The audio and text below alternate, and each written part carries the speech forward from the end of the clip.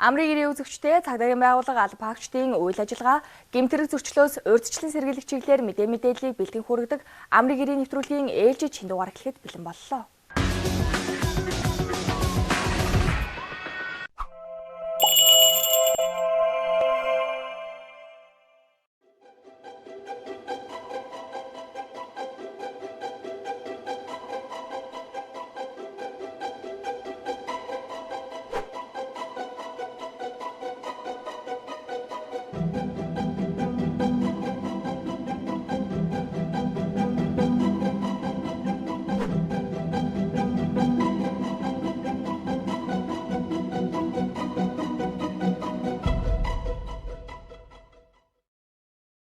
Захин орчинд бусдын эрхийг хүндлэн соёлтой оролцъё.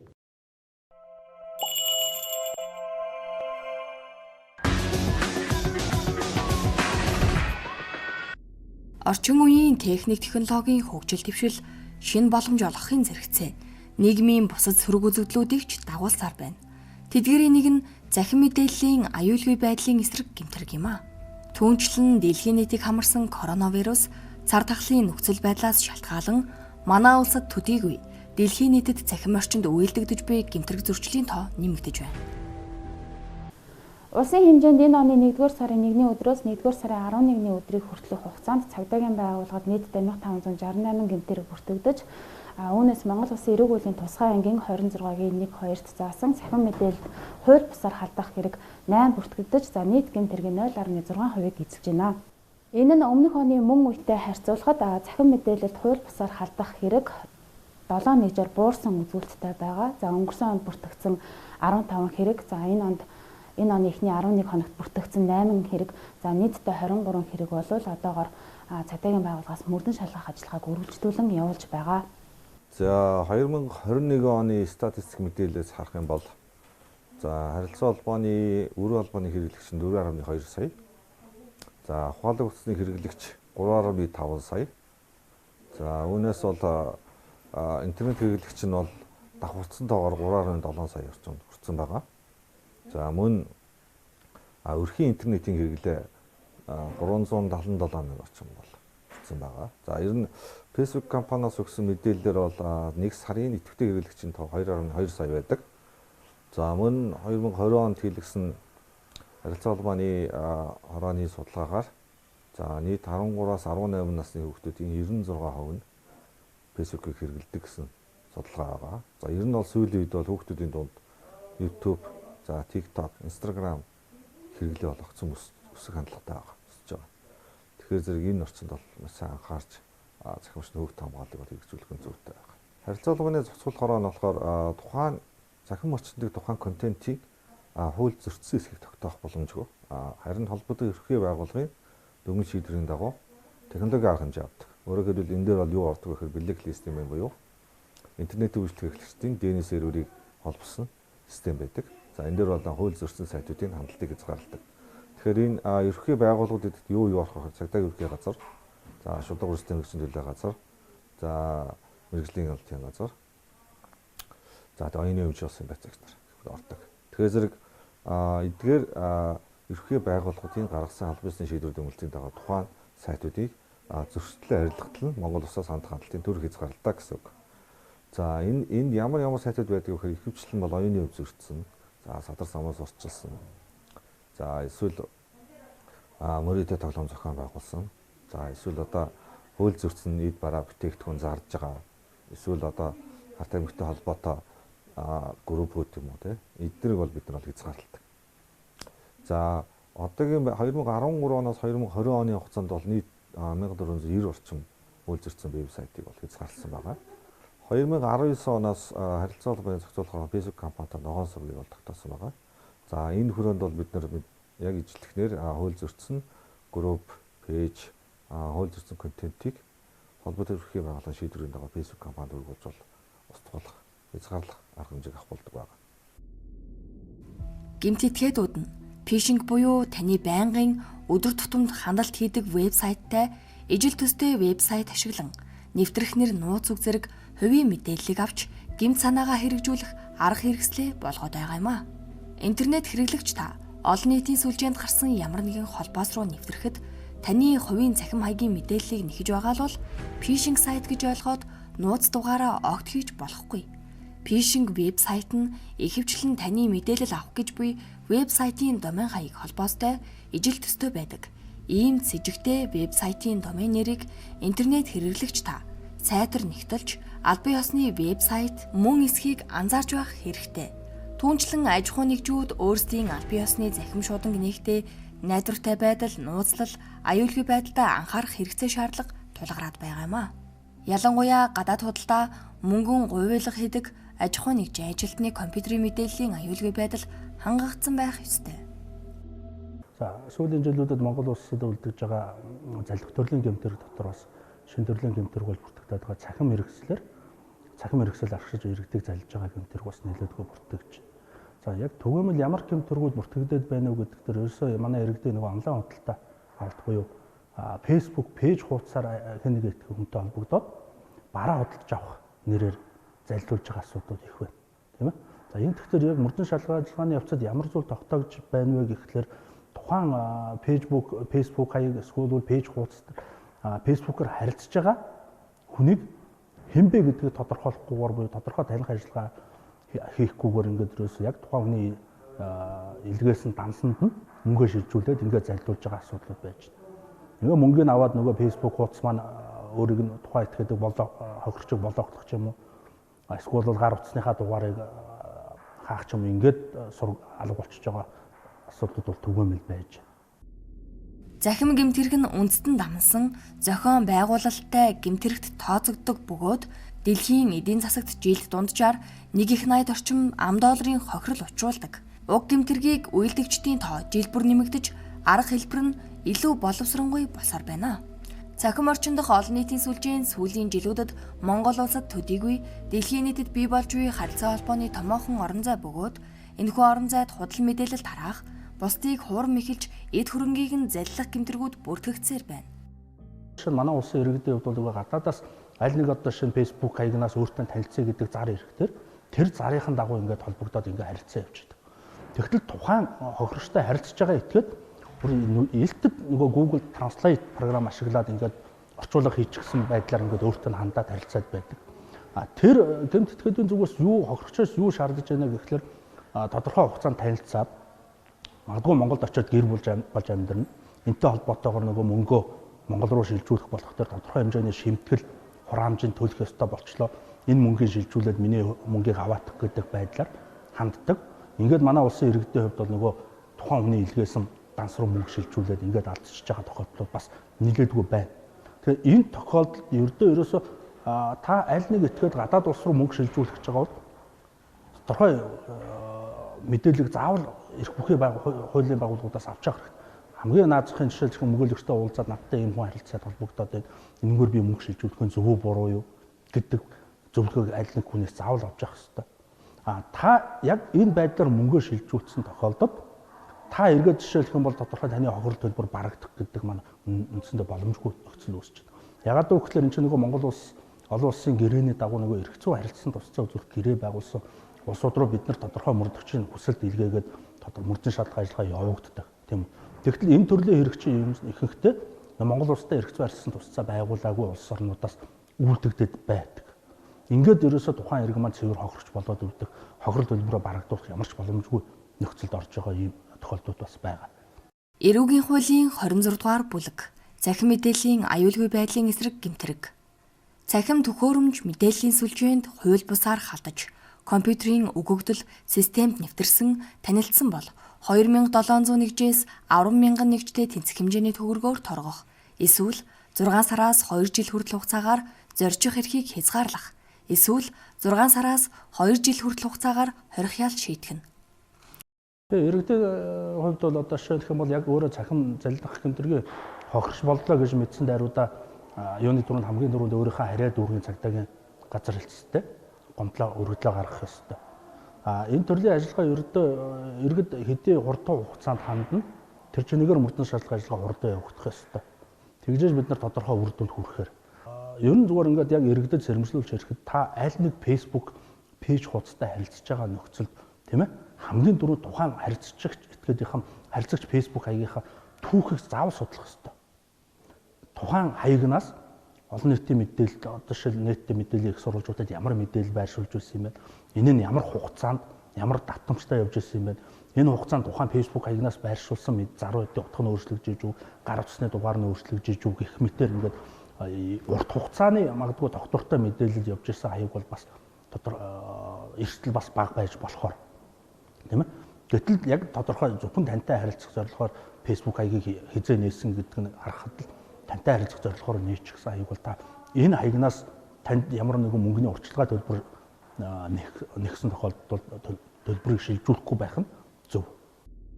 Та цахим гэмтэргийн хохирогч болохоос урьдчилан сэргийлж дараах аргуудыг заавал хийж хэрэгжүүлээрэй.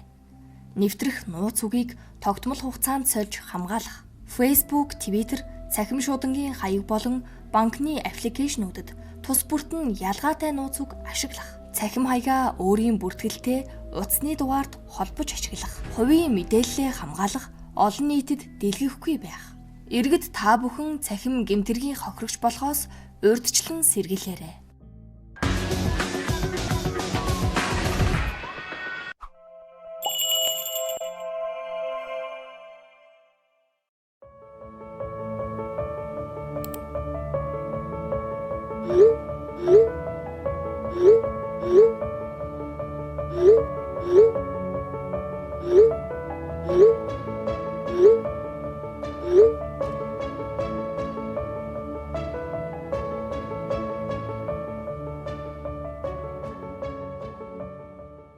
Таны сэтгэл хөдлөл дээр тоглолт хийх зорилготой мэдээлэлд автахгүй, альваад шууд итгэлгүй, шүүлтүүртэй хандаарай.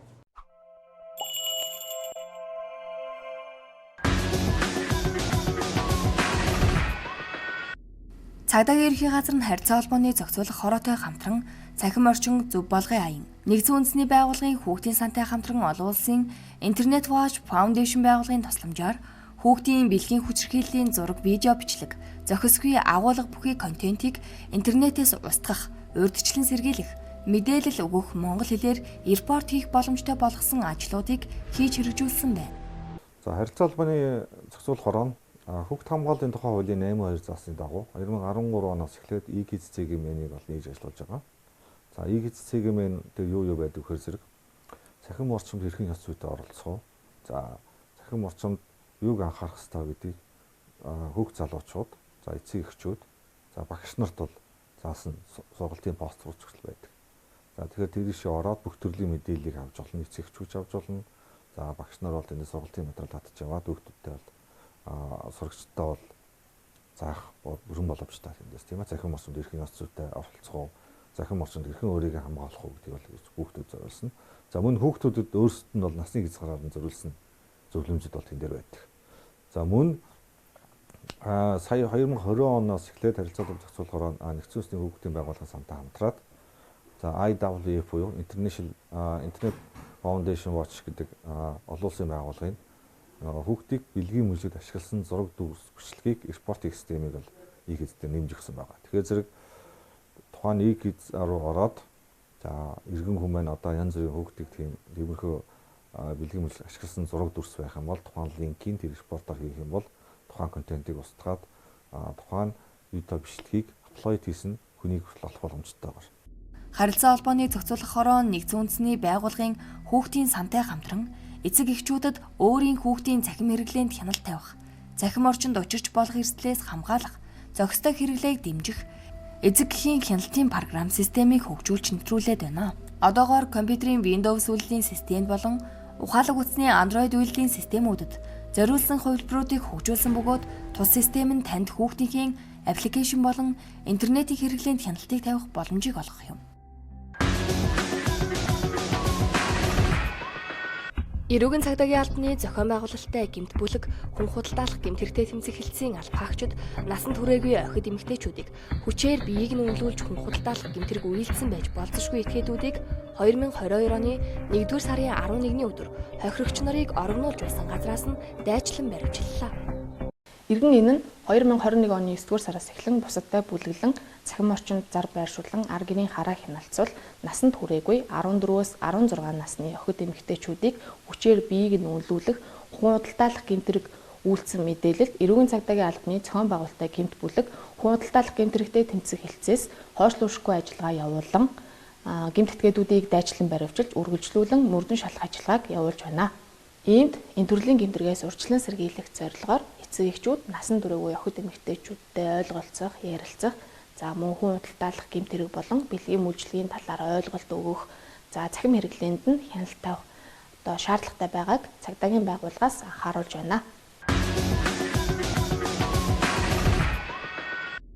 Энэ оны 1-р сарын 9-ний өдөр Баянзүрх дүүргийн нутаг дэвсгэрт иргэн эмн өөрийн эзэмшлийн тээврийн хэрэгслээ хулгайд алдсан дуудлага мэдээллийг цагдаагийн байгууллагад мэдээлсэн байна. Дуудлага мэдээллийг хүлээн авч шуурхай ярин сурвалжилж зарлан мэдээлсний үр дүнд дээрх хэргийг шуурхай илрүүлжээ. 2022 оны 1 сарын 9-ний өдөр цагдаагийн байгууллагын 102 дугаар улсанд тээврийн хэрэгслээ хулгайд алдлаа гэсэн дуудлага мэдээлэл ирсэн байгаа. За үүнтэй холбоотойгоор Баянзүрх дүүрэг дэх цагдаагийн газрын 2 дугаар хэлцэд мөрдөн шалгах ажиллагааг явуулж, за эрийн сурвалжилт зарлан тухайн этгээдийг олж тогтоосон байгаа. За үүнтэй холбоотойгоор иргэд та бүхэн тээврийн хэрэгслээ халааж явах үедээ түлхүүрийг дотор нь орхихгүй байх, чип зэргийг бол одоо дотор нь үлдээхгүй байгааг анхааруулж, энэ төрлийн гэмтэргийн хохирч болохоос өртсөн сэргийлэхийг анхааруулж байна. Дээрх хэргийг үйлцэн этгээд нь согтууруулах ундааны зүйл хэрэгэлсэн үедээ тээврийн хэрэгслийг зөвшөөрөлгүй авч явсан болох нь мөрдөн шалгах ажиллагааны автод тогтоогдсон байна.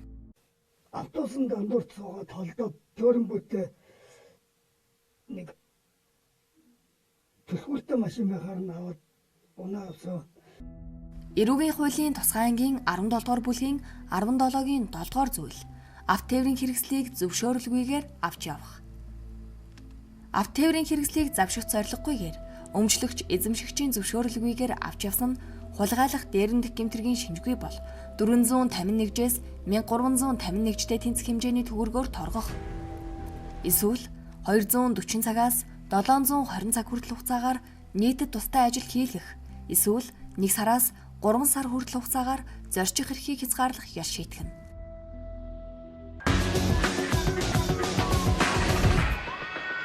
Зарлах гэмтэрэг гэдэг нь иргэдийн эд хөрөнгийн эрхэд халдсан нийгэмд аюултай эрүүгийн хуулийн тусгай ангийн 17 дугаар бүлгийн 17-гийн 3 дугаарт зөвлөжилж заасан гэмбуруутай үйлдэлийн цогц юм а.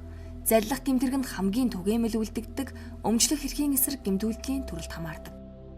За Баянзүрх дүүргийн цагдаагийн газрын 2 дугаар хэлтэст иргэнээс ноутбук зүс таних хүн заллууллаа гэсэн гомдол мэдээлэл өртөгдөн мөрдөн жил ажиллагаа явуулсан. За уг хэргийг иргэн эргэсэн тодорхой ажилтгүй иргэн гихч үйлдсэн болохыг тогтооход мөрдөн жил ажиллагааг үргэлжлүүлээд явуулж байна. За урдын харилцааны явцад бий болсон итгэл дээр тулгуурлан за энэ харилцааг ашиглаж иргэдээс одоо эд хөрөнгийнх нь эрхийг шилжүүлэн авах заллах төрлийн гэмтэрэг бол ер нь сүүлийн үед ихээр бүртгэж байгаа. Тэгэхээр иргэд маань энэ төрлийн гэмтэргийн хохирч болохоос өрсөн сэргийлж ятгах тусам нэгтлаарай гэдгийг уриалж байна. Эрүүгийн хуулийн 17 дугаар бүлэг өмчлөх эрхийн эсрэг гэмтэрэг 17-гийн 3 дугаар зүйл заллах. Хуурч эсвэл баримт бичиг эд зүйл цахим хэрэгсэл ашиглаж эсвэл зохиомжтой байдлыг зориудаар бий болгох, сүсэг бишрлийг далимдуулах, бодит байдлыг нуух замаар бусдыг төөрөгдөлд оруулж эсвэл нэр хүнд урдын харилцааны явцад бий болсон итгэлийг уруулан ашиглаж эзэмшигч өмчлөгчийн эд хөрөнгийн эрхийг шилжүүлэн авсан бол 451-ээс 14,001-тэй тэнцэх хэмжээний төгрөгөөр торгох. Эсвэл 240 цагаас 720 цаг хүртэл хугацаагаар нийтэд тустай ажил хийлгэх. Эсвэл 6 сараас 3 жил хүртэл хугацаагаар зорчих эрхийг хязгаарлах. Эсвэл 6 сараас 3 жил хүртэл хугацаагаар хорих ял шийтгэн.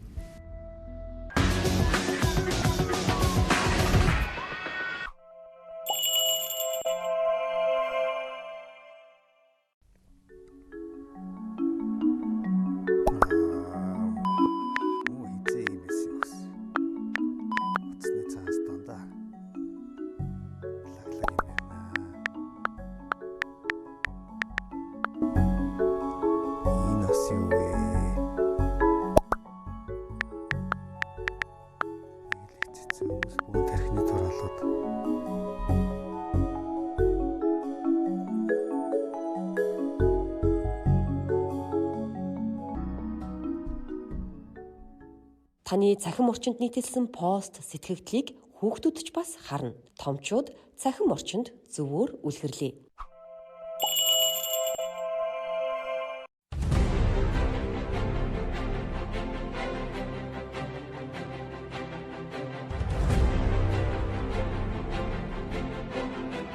Баяуулгын аймагт цагдаагийн газраас албаагчдын биеийн хөдөлгөөний болон биеийн тамир спортоор хичээллэх идэвхийг өрнүүлэх, бие бэлдэр оюун санааг хөгжүүлэх зорилгоор мөнгөн өвөл арга хэмжээг зохион байгууллаа.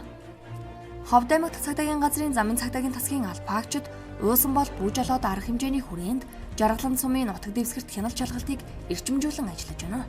Булган аймагт цагдаагийн газраас 2022 онд зохион байгуулах спорт соён гэгэрүүлэх ажлын нийлт болгож тус газрын захиргааны удирдлагын тасгаас Цасны баяр сэдэвт олон төрөл тэмцээнийг зохион байгууллаа. Увс аймгийн гэмтэргээс урьдчилан сэргийлэх ажлыг зохицуулах салбар зөвлөл аймаг дахь цагдаагийн газар, аймгийн прокурорын газар хамтран тус аймагт бүртгэгдсэн гэмтэрэг зөрчлийн илрүүлэлт, шийдвэрлэлтийг нэмэгдүүлэх зорилгоор шийдвэрлэлт 1 аяны 45 хоногийн хугацаатай зохион байгууллаа. Цагдаа харуулчийн мэргэжил олгох сургалтанд суралцж цагдаа дотоодын цэргийн байгууллагад ажиллахыг урьж байна. Завхан аймагт цагдаагийн газраас улаастай сумын нутаг дэвсгэрт үйл ажиллагаа явуулж буй шатгуун түгээх станцууд онцгой объектуудын тохиолдол харуул хамгаалалт, аюулгүй байдалд хяналт шалгалтыг зохион байгуулан ажиллаж байна.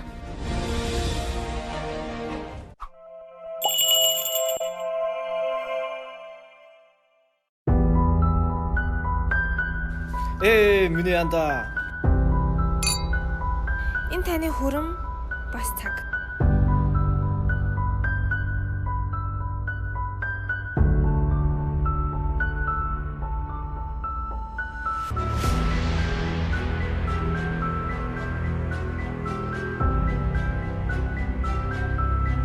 Арайч тий одоо бүр байрны гэрчлэгээрээ юу? Нат хай. Явъя миний хүү. Та мөнгө биш амьдралаа мөрөнд тавьдаг.